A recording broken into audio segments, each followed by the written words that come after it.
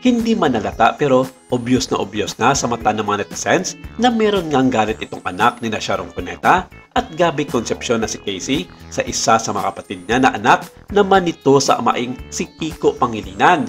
Hindi man tukoy ang tunay na katawan pero masyadong halata sa publiko na ang mga tinutumbok nito ng mga netizens ay walang iba kundi ang kanyang kapatid na si Frankie Pangilinan o mas kilala bilang si Kaki. Maging sa kanyang inang si Ate Shawi ay halatang may sama ng loob dahil sa mga ipinapakitang patama nito sa kanya na dinaan ng ina sa kanyang mga post sa social media. May hugot nga ba itong si Sharon Cuneta sa kanyang open letter para sa anak na si Frankie Pangilinan?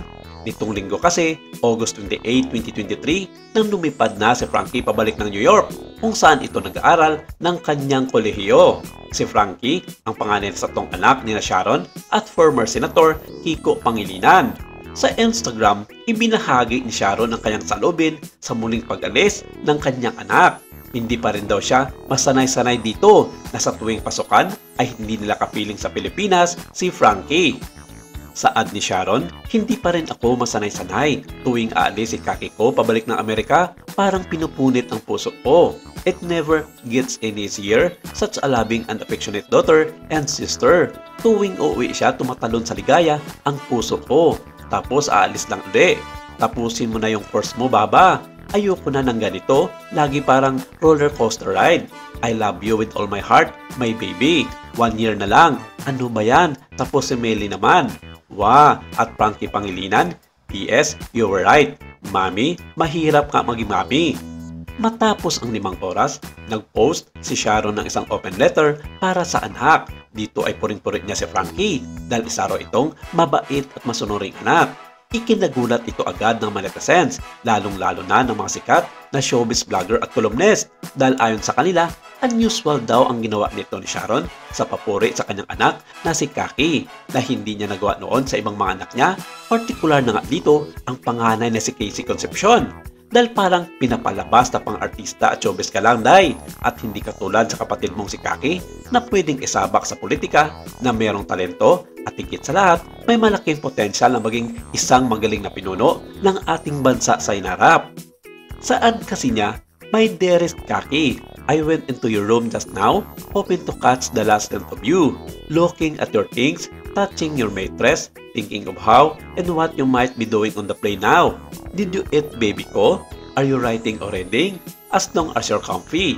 I went to Yeli's room after yours and asked her if she was okay. She hugged and kissed me and she said she was. But I was crying and carrying a box of tissues, so she was so sweet and comforting. Namimiss din daw ni Sharon ang ingay sa kanilang pamamahay kapag naroon si Frankie.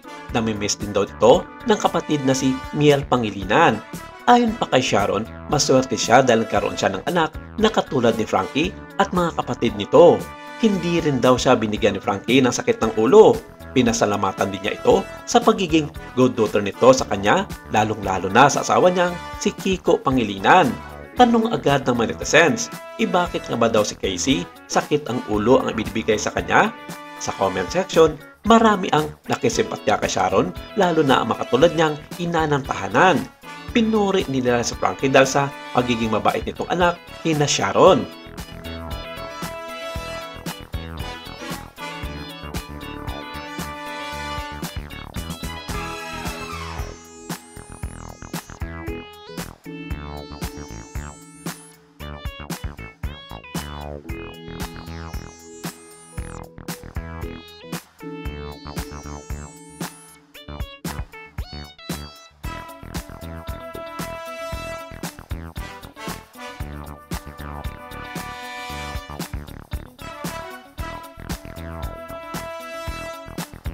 Pero maiba namang nakapansin na parang may hugot ang mensahe na ito ni Ate Shawi.